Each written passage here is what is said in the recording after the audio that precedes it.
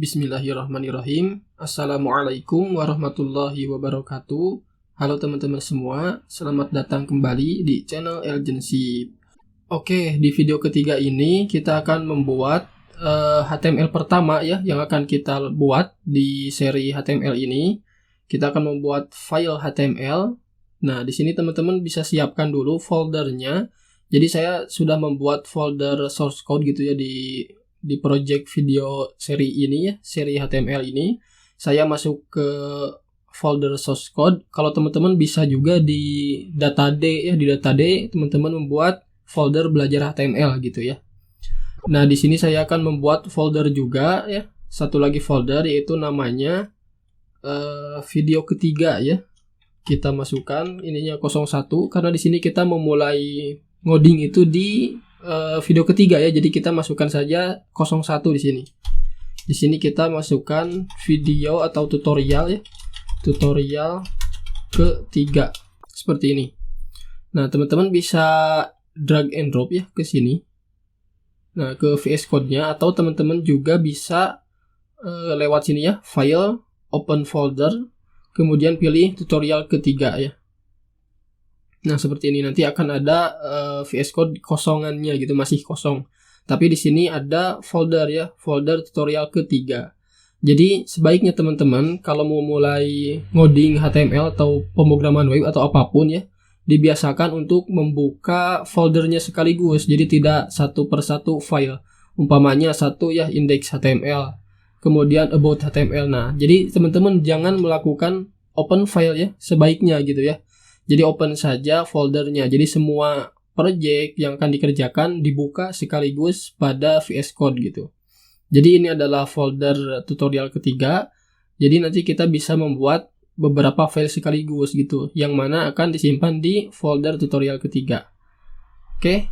Jadi di sini kita akan membuat file HTML pertama yang akan ditampilkan ke browser ya. Dalam kasus ini kita menggunakan Google Chrome. Teman-teman bisa klik kanan di sebelah sini, atau bisa juga lewat sini ya, ada new file, atau bisa juga lewat sini, ada new file.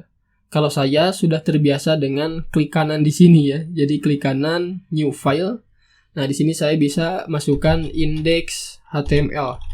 Kenapa index HTML? Karena ini adalah standar yang akan dibuka browser pertama kali gitu. Jadi umpamanya ketika kita masukkan HTML gini ya, kita bisa buka di browser, open, Ctrl O. Nah, di sini ya. Jadi teman-teman bisa pilih filenya yang dibuat barusan gitu. Ketika dibuka, nah maka akan muncul. Jadi index HTML ini adalah standar yang akan dibuka browser gitu. Umpamanya nanti teman-teman menggunakan PHP ya. Kalau teman-teman sudah menggunakan PHP atau di sini menggunakan SAM disimpan di htdocs, maka index.html ini bisa teman-teman hapus seperti ini. Tetapi tetap membukanya adalah file index.html gitu. Jadi kata index itu akan dibuka pertama kalinya gitu. Jadi index adalah mewakili foldernya ibaratnya gitu. Ketika teman-teman membuka folder di browser, nah di sini tutorial ketiga misalnya, nah di sini akan membuka index.html nantinya gitu.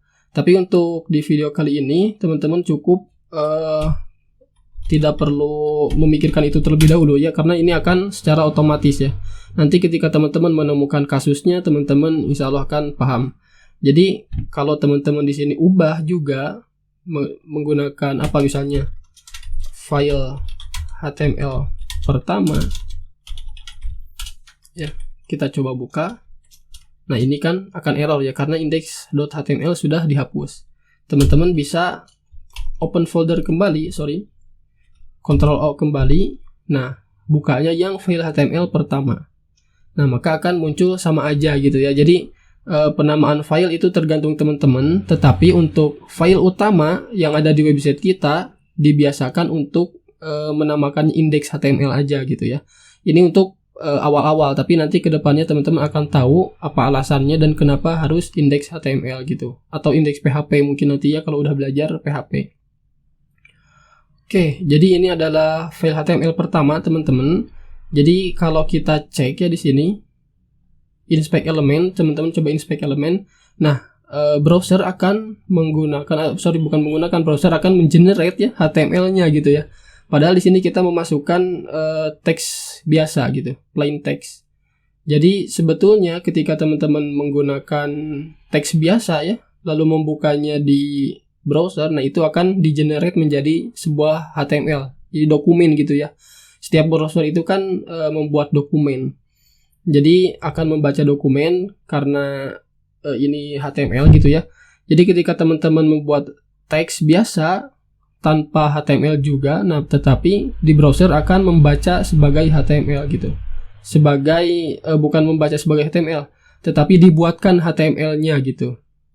Jadi kalau teman-teman di sini generate langsung HTML ya, tag HTML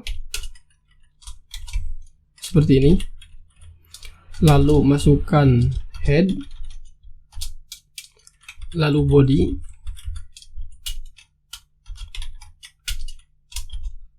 Nah, di sini akan hasilnya sama aja gitu ya. Kalau kita coba cek seperti ini.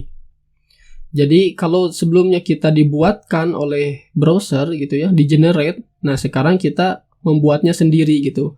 Sehingga kita bisa memanipulasi gitu ke banyak tempat, umpamanya di head. Nah, kalau di head kan kita punya tag title gitu ya. HTML itu di bagian head punya tag title yang mana ini akan mengganti tulisan ya yang ada di sini. Nah, kan kalau namanya file pertama ya, .html kan itu tidak bagus gitu ya. Jadi kita bisa custom. Jadi gitu ya. Kalau kita membuat dengan tagnya, full dengan tagnya, kita bisa mengcustomnya. Umpamanya di sini kita masukkan pertama gitu ya, atau latihan pertama.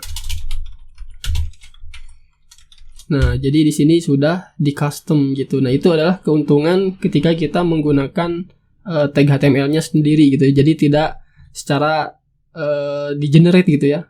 Jadi bukan HTML. Kalau kita memasukkan teks biasa seperti ini, jadi ini bukan HTML, tetapi teks biasa yang kemudian tag HTML, tag head, dan tag body-nya di-generate oleh browser seperti itu. Jadi sampai sini teman-teman tahu kalau kita perlu membuat tag HTML sendiri gitu ya, untuk membuat file HTML. Walaupun teks seperti ini sudah menjadi HTML di browsernya, tetapi kita tidak punya akses lebih jauh gitu ya. Nah, kita coba ya teman-teman. Kalau teman-teman buat tag P di sini, tag P itu kan untuk paragraf, nanti akan ada videonya tersendiri. Ini saya hanya mencontohkan ya. Kita misalnya masukkan halo, ini latihan. Nah, ini akan tetap masuk ke dalam body gitu. Body punya tag P. Jadi kita itu ibaratnya mulai dari body ya, kalau tidak membuatkan tag HTML, tag head, dan tag body. Jadi seperti ini ya. Kalau kita lihat di sini hanya satu baris. Nah, ini ibaratnya ada di dalam body gitu. Kalau sebelumnya kita bisa masuk ke head ya, kalau membuat sendiri kita bisa masuk ke head. Tapi kalau tidak membuat tag HTML, tag head, dan tag body, setiap codingan yang ada di file HTML kita, di teks kita ini akan secara otomatis masuk ke body gitu. Jadi kita tidak punya akses ke head gitu ya. Nah, di sini kita tahu ya bahwa kita penting ya membuat tag HTML sendiri, membuat tag head sendiri, dan juga tag body sendiri untuk lebih jauh lagi membuat atau memodifikasi atau berkreasi di file HTML-nya gitu ya. Oke, jadi ini adalah file HTML pertama kita bisa tulis ulang. Kita biasakan untuk membuat tag HTML, dan itu adalah standarnya gitu ya, dan itu adalah memang seharusnya seperti itu. Kita buat tag HTML sendiri, kemudian ada tag head, lalu ada tag body. Nah, teman-teman harus diusahakan diingat ya, bahwa ini adalah struktur HTML yang paling utamanya. Ada tag HTML, kemudian di dalam HTML ada head, dan juga di bawah head ya ada body. Nah, ini jangan sampai kebalik ya. Jadi ada head dan body. Oke, di head ya, teman-teman ingat ada tag title untuk judul. Ini judul ya, ini judul. Nah, di dalam body ini adalah isian browsernya. Ini adalah isi browser.